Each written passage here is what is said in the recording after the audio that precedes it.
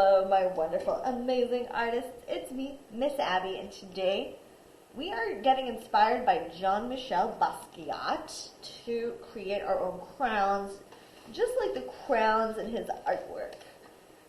And today we are getting inspired by the Haitian-American artist Jean-Michel Basquiat. Jean-Michel Basquiat's name sounds very French. And that is because his family traces their origins back to Haiti. His family, his parents, are Haitian immigrants. Jean-Michel Basquiat made his art available to both people who would visit art galleries and people who were just walking by, passing through a train station. And a lot of his art was inspired by memories of his childhood. I picked him out for our art class together for two reasons. The first reason is that he embraces the scribble dibble. A lot of his work is really awesome and powerful and interesting because he's using wild and crazy lines. And it must have been very satisfying for him to create those lines. The second reason is that he uses a lot of symbols in his artwork. And one of the symbols he uses is the crown. And I think that's a great inspiration for making a wearable artwork. Let's get started. And what's special and unique about Jean-Michel Basquiat's crowns and his art style in general is that he lets himself do scribble dibble a little bit, and it always looks amazing and bold and bright. And we're going to experiment with that today by using a combination of our watercolor pencils and our oil pastels. Because remember, oil pastels and crayons do not mix with our watercolor pencils. They don't blend in. They shine through like this. And we're going to use that today to decorate our very own Jean-Michel Basquiat inspired crowns. Okay, a piece of paper. I'm getting it from this giant pad that I have. You'll also need watercolor pencils like the ones in our art kit. You can tell watercolor pencils because you can look for the paintbrush. See that? The paintbrush and the word watercolor. So we can use a little bit of our reading skills to know that they're special. And those, we need either oil pastel, or if you got some crayons, those work well too. And a pencil, because you can erase. Glue, you can choose which one you want to use. Scissors.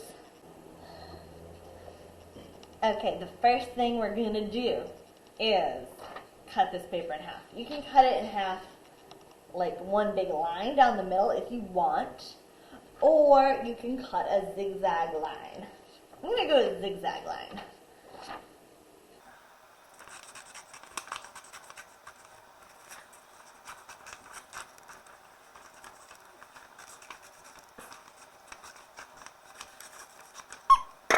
And you can see it'll come together in a crown. Now I'm going to take my glue stick, but you can use this kind of glue too if you want. I just like the glue stick better because I think it's a little neater and it dries quicker.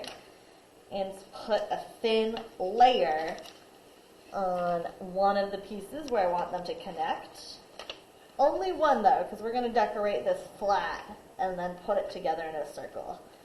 So just one, and remember, glue is kind of like butter on a piece of toast. You want kind of a thin, shiny layer. You don't want big old blobs. Then we're going to put it together. We're going to put it together.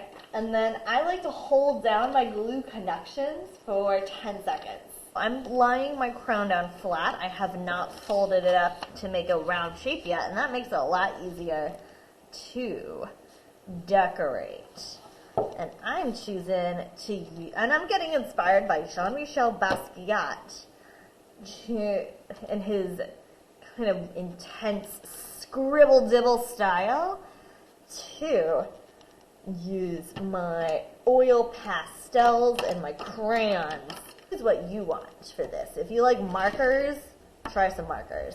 You can even cut out. Maybe you've got some glitter. Maybe you've got something like this. This is a recycled chocolates box. I got the chocolates as a gift. And I saved this wrapper because I thought, hey, I can make art out of that. So you can add whatever you want to this crown, supplies-wise. Part of the fun of this project is everyone's going to do something a little different. Okay, so I made 2 different crowns. This one I made with the kindergartners, and it uses triangles and rectangles and shapes. It has recognizable designs like stars and clouds on it. This one is what we'd call an art, and it's a little bit wet, which is why I'm holding it kind of awkwardly. This is representational abstract. Abstract art is not trying to look like anything in the world. The designs here are abstract. They're not trying to look like anything in the world. They're just trying to be shapes and lines and designs and colors. Whereas this one, I was drawing inspiration from my memory of both Lucky Charms cereal and like moons and stars and clouds in the night sky.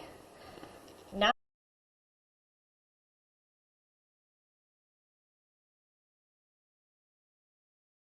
so I drew on my crown with my crayons and oil pastels. I did some lines and shapes, some clouds and some stars.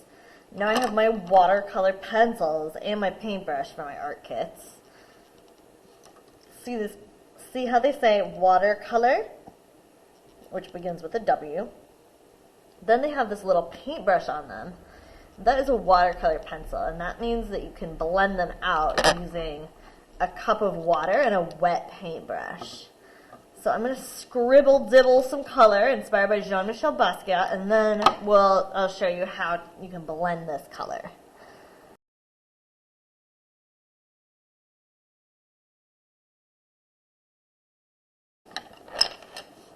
Okay, so I did a scribble dibble job color. That was intentional. That was inspired by Jean-Michel Basquiat, and I want to experiment and see how this goes.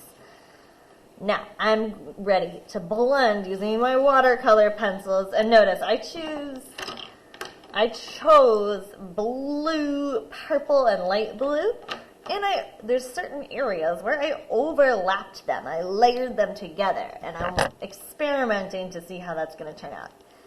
Now, I have my plain old water in a cup, only halfway. That way, it's only filled up halfway. That way it doesn't spill. And I'm putting it on top of a paper towel. And I'm going to dip my brush in the water and sort of swirl that water around. And notice the yellow clouds and the oil pastel are both repelling that watercolor. The oil and the crayon and the oil pastel both repel the water instead of blending in. And I wanted that. I think that's cool. Okay, so I'm going to blend it, and if my brush is drippy, I'm just going to wipe it on. And remember, in art class, we've talked about this. We just touch the bottom or just dip. We don't do this because the water can spill and you'll have a whole big mess to clean up. Ta-da! Here I painted all of mine up, and it's a little wet and shiny. So when you add water or paint or watercolor pencil to a piece of paper, it becomes delicate. Delicate means that it can break easily. So I'm going to let this dry for a couple minutes before trying to glue it together. I'm going to let it rest so that it can become strong and resilient paper. Okay, so it's all pretty much dry. It's not so delicate anymore. And now I'm going to glue it together. I'm going to uncap my glue stick because we've got to take good care of it. And notice, not too tall, not crank down super low, just the right amount. And we're going to put a thin, shiny layer of glue over top with no big hunkin' blobs to make everything lumpy. And I'm putting it right where we overlap, and then to make the connection and attachment really strong, I'm going to hold it down for 10 seconds. So I'm going to count to 10 inside my own head. Okay, now it's all ready to try on. And you can choose how you decorate your crown. This one I was inspired by the Lucky Charms cereal, because that's just what I was thinking about. And then this one is abstract shapes, lines, patterns. So you can choose your own adventure with this project and what you make. You can also choose to use whatever drawing tools or collage tools you want. I used watercolor pencil, but if you don't want to do that, you can use markers or even cutting out and collaging. That would be cool too. Bye. Have fun making art.